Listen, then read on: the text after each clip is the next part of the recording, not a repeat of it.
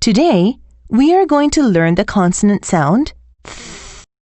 The th is a fricative, which is made by continuously blowing out air through a narrow constriction in your mouth formed by the tongue and teeth.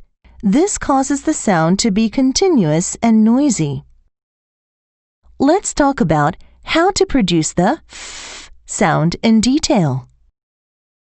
To make a correct th sound, stick only your tongue tip out of your mouth between your front teeth. Gently bite down on the tongue while blowing air out through the center, creating a continuous stream of air. Just like this.